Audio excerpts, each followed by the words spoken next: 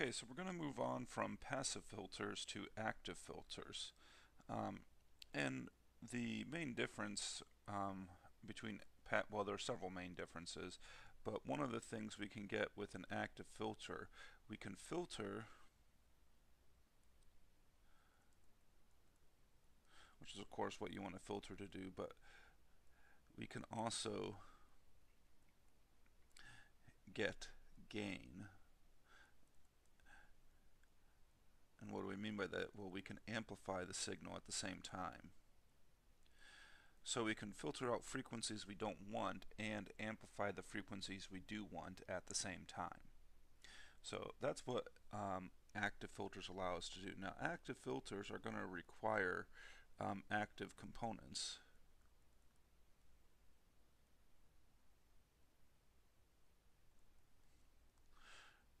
And active components, of course, are like transistors and diodes and things like this. But generally, what we're going to be doing for the active components is just using op amps. So let's just dive into an example of an active filter here. So we'll look at a very simple first order active filter here. So I'll draw an op amp. I'm not going to worry about the power supplies at this point here.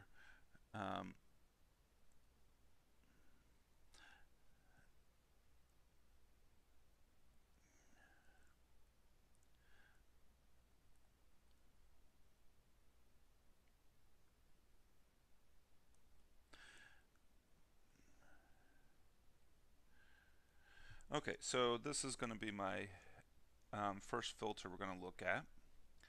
So quite frankly, it looks just like our inverting op amp that we studied in circuits 1, aside from the fact that we've attached this capacitor here in series with R1.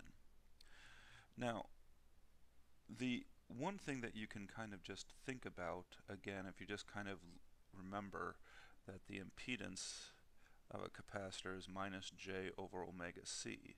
So at low frequencies,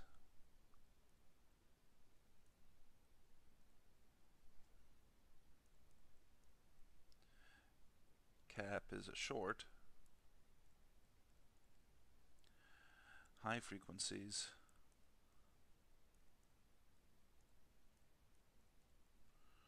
cap is an open.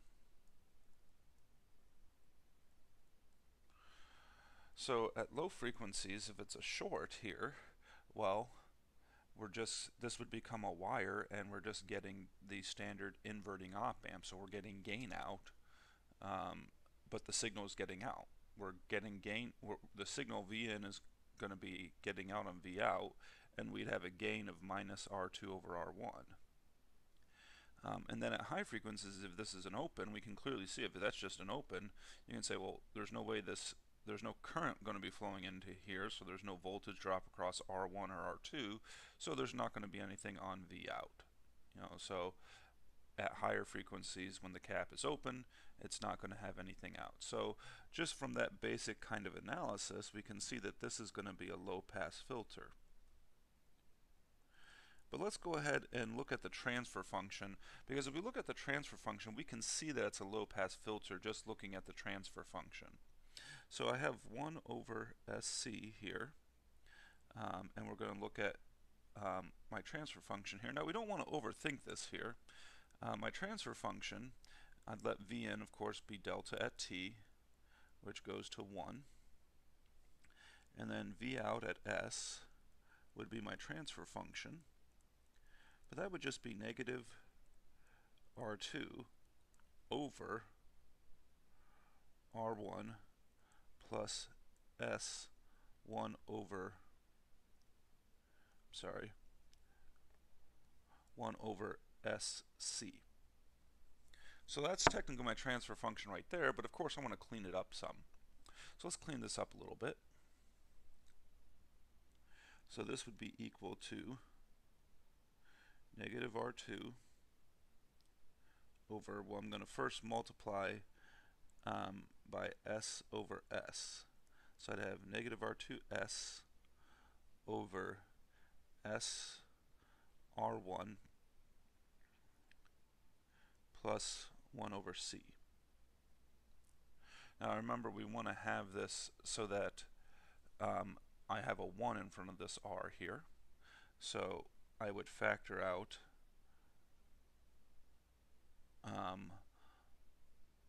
a 1 over R1. I'm sorry, I'd factor out an R1 here. So I factor out my R1.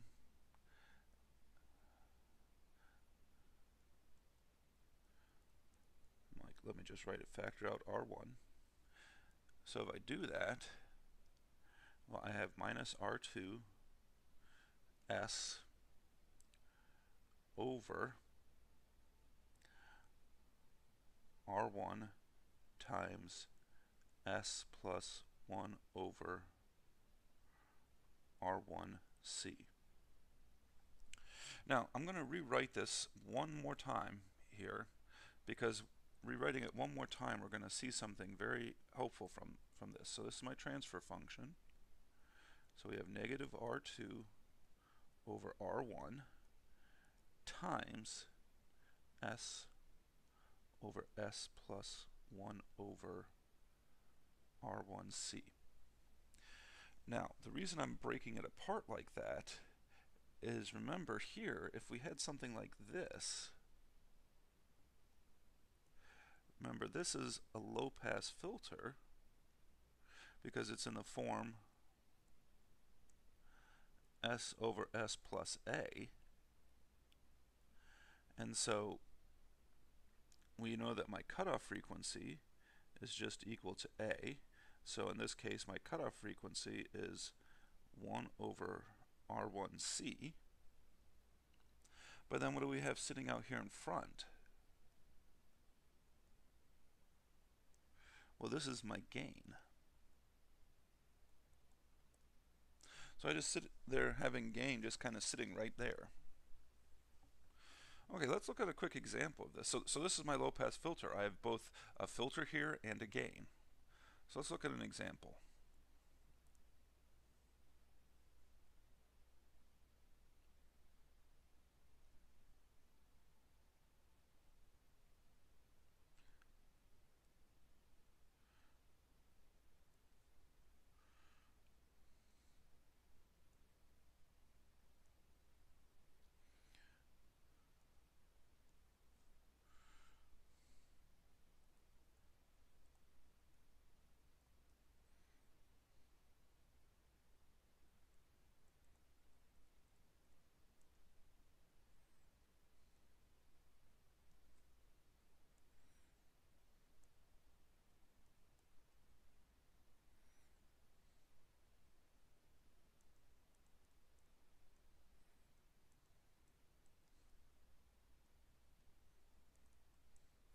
Okay. So what we're going to look at here, we're going to compute several things here. We're going to compute what is my cutoff frequency. We're going to compute the gain. And we're going to sketch the magnitude versus frequency.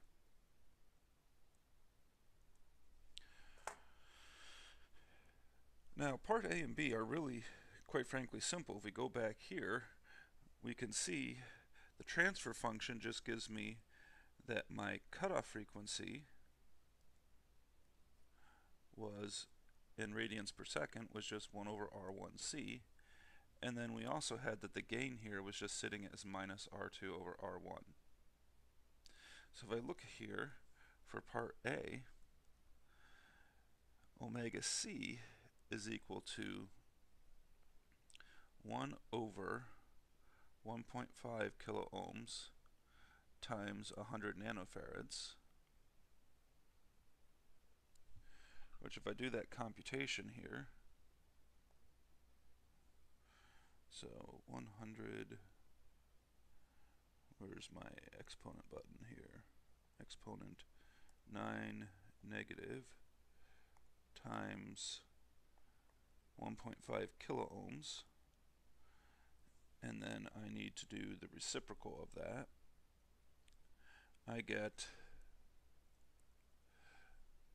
6,000 667 rads per second, or I mean it's 6.67 kilorads per second. And then to convert that, of course, to frequency, we just do this divided by 2 pi. So let me do that real quickly.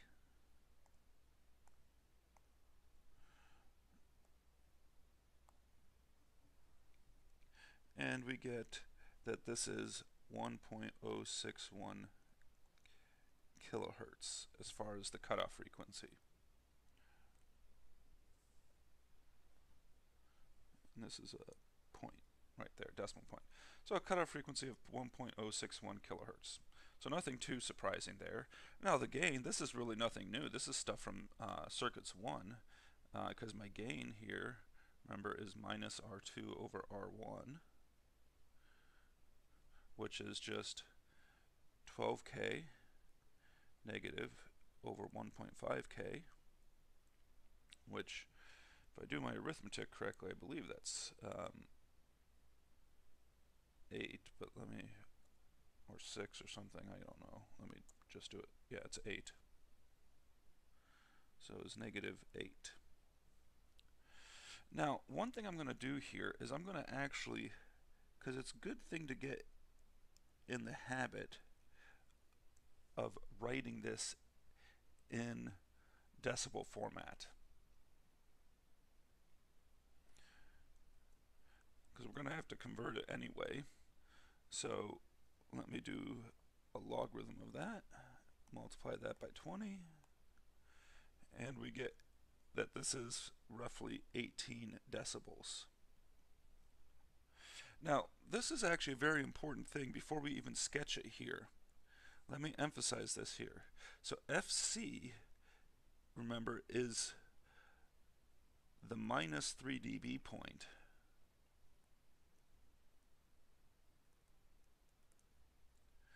But it's really, you should think of it as minus 3 dB from the max dB. And what do I mean by that? Well, the maximum of this is equal to 18 decibels. That's my max. And so the minus 3 dB point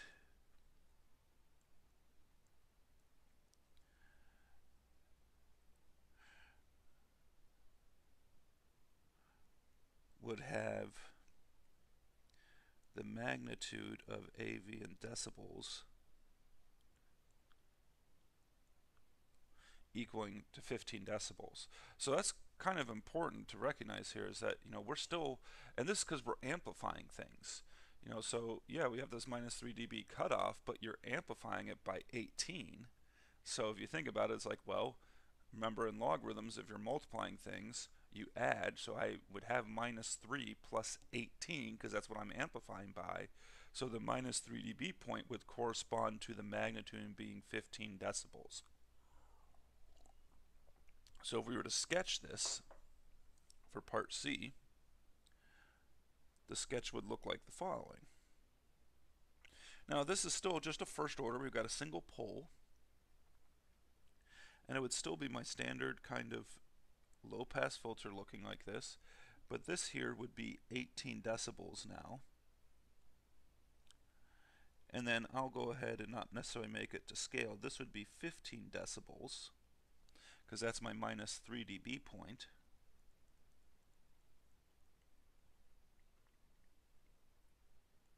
And this frequency we computed, and this was approximately 1 kilohertz. It was 1.06 or something like that, but it's approximately 1 kilohertz here.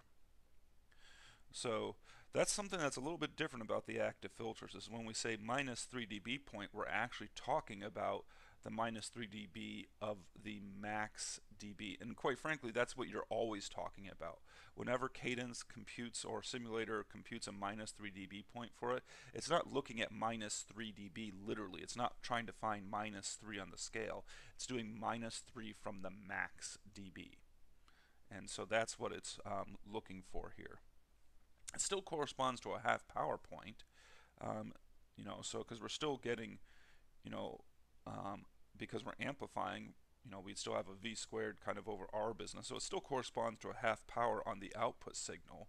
It's just, it's not at literally -3 decibels anymore.